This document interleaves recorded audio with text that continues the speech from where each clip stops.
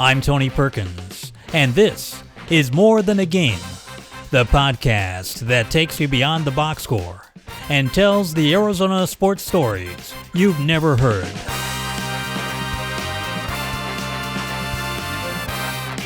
On this episode, we hit the trail at a 24-hour mountain bike relay race and learn about efforts to grow that same sport in one of the state's most remote areas. Every February, about an hour north of Tucson and 11 miles down the dirt road to the remote Willow Springs Ranch, 4,000 people gather at a makeshift 24-hour town, bringing with them thousands of mountain bikes. TMC Health 24 Hours in the Old Pueblo celebrated its 24th year of 24-hour mountain bike relay racing. The pseudo-town is a half square mile with food vendors, beer gardens, porta potties, showers, dozens of bike industry representatives, and an around-the-clock exchange tent where racers pass off the baton to their teammates. Surrounding that are camping areas and the 16.5-mile course where cyclists will race, either alone or passing off a baton, for 24 hours straight. AZPM's Danielle Camara went to see for herself. Bicycle relay races were spreading when Todd Sadow co-founded 24 Hours in the Old Pueblo bike race in 2000, as mountain bikers looked for ways to make their passion even more interesting. And then it started to expand as a sport from, specifically just riding a bike, and most of the races were like an hour or two. And then it turned in, kind of leaned towards endurance. And so when the endurance theme popped up, 24-hour racing really played a big piece of that, because you could ride your bike nonstop for 24 hours, and why not be as extreme as possible? Todd says that the team environment catapulted 24-hour relay racing into the limelight of cycling. I would say the person doing the green tickets and the marker at the same time, the other person should do the ID. It was approachable by groups of friends, and it scratched their endurance itch. About 98% of the cyclists at 24 Hours in the Old Pueblo are amateur riders, and the entire course is rideable, so that even a beginner, perhaps with a little grit, can stay on their bike the entire course. The race has numerous categories, including teams of 2 to 10 people, as well as soloists, some who will ride nearly nonstop for 24 hours. Do you actually ride for 24 hours? Yeah, my goal is to have less than an hour stop time. So just ride is not as hard as you can, but as long as you can. Because you could go and do one of the fastest laps. Tyler Pierce is in the solo male category and traveled here with his 13-year-old son as part of a 3-week road trip from Yosemite, where they live. And the vibe so far here is unlike anything that can be explained. This doesn't feel like a bike race, but it is. And so it is just pure, like this is what playing bikes really is. We're making s'mores at night, we're getting rowdy, music's playing, we're in a beautiful desert, the weather's phenomenal, but then also you get to be competitive. And that's always the hard thing with any bike race, is how do you blend your childlike, amazement of riding a bicycle with your, I'm taking this way too seriously as an adult who's not really a professional, right? And this is that. This is blending that so perfectly. Raise your cans high and let's celebrate. It's Friday, the evening before the race, and 24-hour town is popping. People grab beers out of a trough of ice, greet old friends, and talk to bike industry vendors. There's a line to try to land old bike tires over a towering saguaro cactus made out of recycled bicycle rims by the nonprofit Bikeus. Bikes navigate with ease through the growing throng of happy people. Registration for the event opens every year on October 1st and sells out in about an hour or two, with people traveling from nearly every state in the country and other parts of the world. By tomorrow, there will be 4,000 people here, 2,000 vendors and bike industry presence, crew members and family and friends there to support, and 2,000 participants who at noon on Saturday will start the event with a Lamaze-style run to their bikes. The founder, Todd, talked to a group of media at the event, with the generator that keeps it all going running in the background. Everyone is so excited right now, and everyone is so excited tomorrow until 2 in the morning. And then it's like, okay, now we need our game face, right? And so that's the nighttime hours. The exchange tent at 3 in the morning, the mile-long stares from people waiting for their teammate that are just like, I've already, my last teammate didn't go out, I'm going out for the next lap, I've already done 6 laps. I think I'm having fun, I'm not sure if I'm having fun. I don't know what I'm doing in my life anymore. Like it's that, like, have fun. 16-year-old Lily Lingard did 2 of her laps in the dark last year, with the last one finishing at nearly 4 a.m. It was not fun. Like, when you're out there, there's a lot of uphill, and you just like keep thinking about like how much you can't wait for the lap to be done, and because like it's just not in the moment. It's like not a lot of fun, but it's such an accomplishment when you finish. It's definitely worth it at the end, and you just feel really tired at night and very like. And her team won last year, the 4-person team women's category. Lily is here with her mom, who first got her into cycling, and her dad and younger sibling, who is wearing a full-body cow costume. Just because it's fun, and I'm going to help my mom be a greeter at like 3:30, so yeah. So you want to greet people in a cow costume? Yeah. This is a weekend-long party, but it's also an intergenerational family event. Participants' ages range from 12 to 78, and over a 10-year period, 80% of participants will come back. The event also has a fundraising component, and for the weekend turns into one of the area's largest community food drives, collecting about 2 tons of canned goods. As well, each year the race has a dedication recipient, and this year it's the Arizona Trail Association, the nonprofit that maintains the National Scenic Trail that runs 800 miles from the Utah border to Mexico, and one of the only that allows mountain bikes.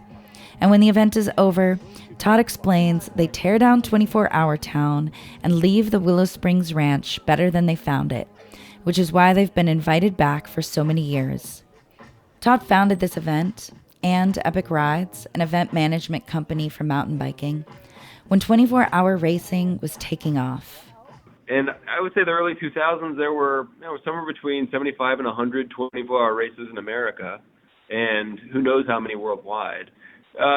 It's faded away quite a bit, so there's only a few 24-hour races left in America, and maybe 2 or 3 times that in the world. So it's not as popular as a format, but this one, for whatever reason, has really withstood the test of time, and it continues to thrive. Who's ready to have a lot of fun this weekend? Let's hear it for Epic Rides and the whole crew that helps make this event possible. It's my favorite weekend of the whole year. Thanks, Todd. Yeah! Thanks, Matt. Everybody, cheers! Cheers! For More Than a Game, I'm Danielle Camara. Mountain biking continues to grow in popularity, with one industry group saying nearly 9 million people took part in off-road rides in 2022. That number is up from around 6 million in 2007. While growth in the sport is often seen in the natural areas around cities, groups are pushing for its growth in some of the most rural parts of the country too. One such place is the Navajo Nation, where a handful of nonprofits are working to put tribe members young and old on bikes. That effort is the subject of a new documentary. More Than a Game producer Zach Ziegler has that story. Biking culture in the Navajo Nation I never knew existed. There was a culture that started. There was a little fire that started. This ridership that started, there's different connections throughout the reservation. It's like going to a sweat lodge, We go pray and get all the bad stuff out of us. That's how it is for me when I ride the bike. It's hope. Mountain biking on the reservation, there's a cultural side of it.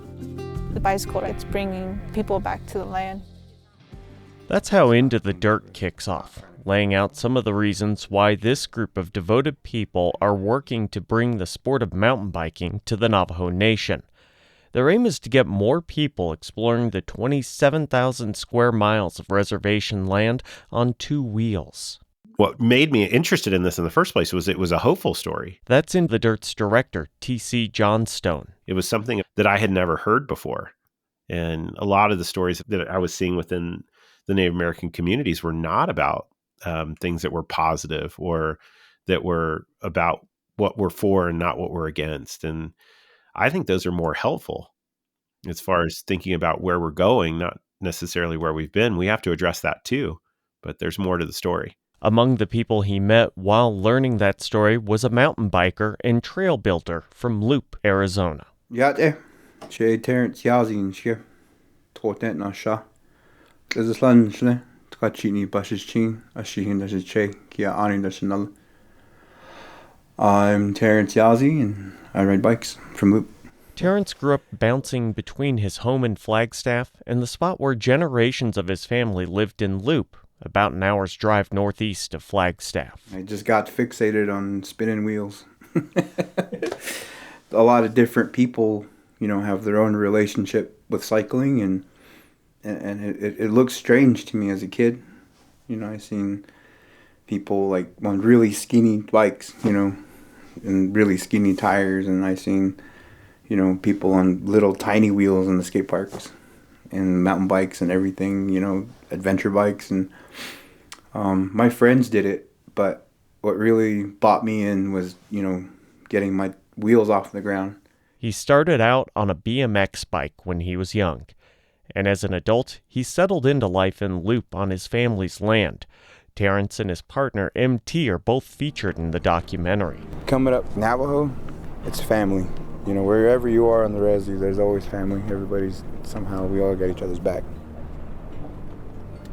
There's a level of humanity being native. There's a little code that we all kind of live by. We all shake each other's hands.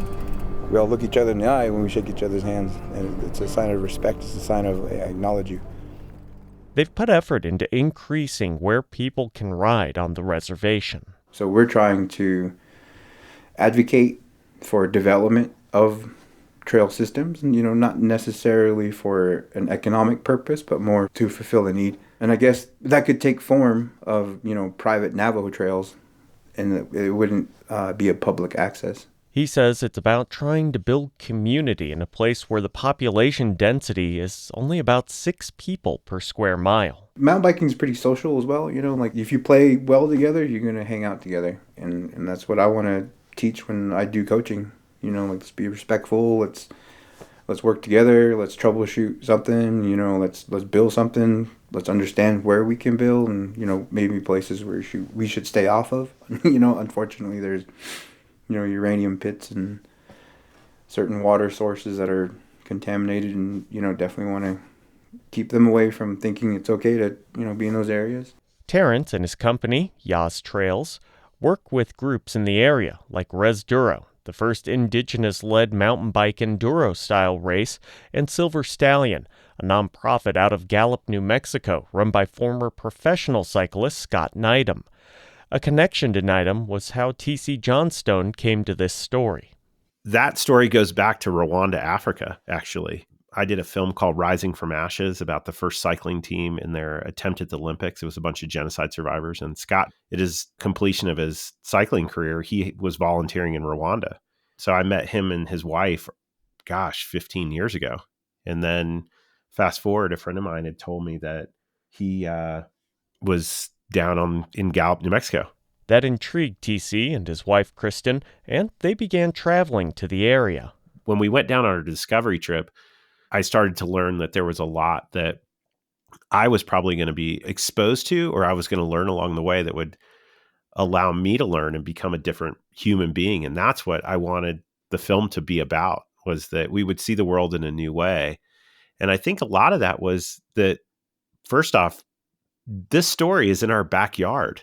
This isn't Africa. This isn't some foreign place on the planet. This is a lot of people have driven through the Navajo Nation and have been there. Terrence says helping people find a place to ride is a tricky part, but what can be harder is the work that groups like Silver Stallion are doing, getting people access to gear.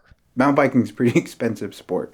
it can get definitely pricey. Some people have taken donations. Some people have worked with people like at Outride Specialized or, the Trek Foundation. Entities like that, they provide that access. And for myself and some of those people like Claudia and Scott Neidham and Mr. John Yazzie, we definitely, take those bicycles and a coaching perspective, and we apply it to teaching interested parties. That's Claudia Jackson, a race organizer and member of the nearby Holbrook Unified School District, known to many as the Bike Lady, and John Yazzie, who runs a bikepacking tour company. They're among the many people who are pushing for this effort. I asked Terrence why he does this work and what he gets out of mountain biking. Keeps me humble. It's a thing of physics, something I don't quite understand, but I can observe what it does. And when I go out for a bike ride, depending on my mood, sometimes I'm hammering, sometimes I'm shredding, sometimes I'm at the skate park, sometimes I'm just out pedaling. But it allows me to think, He mentioned a conversation we had before I started recording where we both talked about not being a fan of long drives on interstate highways. It's got too much focus that you need to be worried on instead of just being in the back roads. And on a bike, any bike, I really don't care as long as the wheels spin. I just feel more clarity, I suppose. Some things aren't as big deal as they are, and some things definitely need more time to be, evaluated. So I definitely like the bike. Gives me a moment to breathe. The drive out to Loop lets you see why he feels like that. You transition from the mountains and pine trees of Flagstaff and the Coconino National Forest into the high desert and open space that makes up much of the Navajo tribal land. Terrence says he'd love to see where he lives become a mountain bike haven. He thinks about some mountain bike hot spots, including a trip to Bentonville, Arkansas, a place that Outside Magazine called Disneyland for mountain bikers. That transformation came largely thanks to money from the Walton Family Foundation. I've seen people bought in before. I've been to Sedona, I've been to Moab. So I've seen, the entire economic development of mountain biking in my hometown and certain places.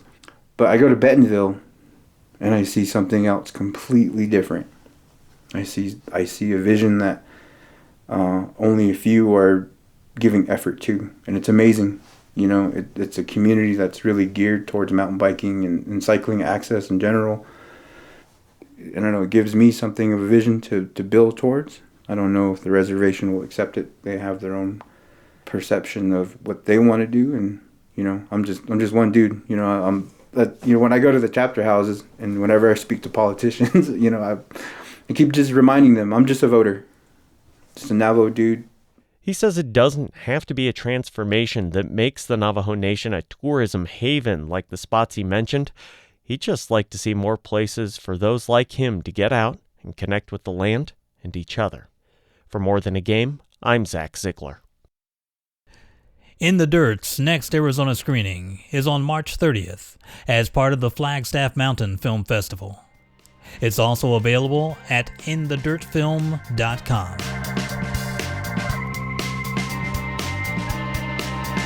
And that's it for this episode of More Than a Game. Join us next time as we head to the rodeo and take one last trip to the Pac-12 men's basketball tournament. The show is produced and mixed by Zach Ziegler. Our news director is Christopher Conover. Our logo was designed by A.C. Swedberg.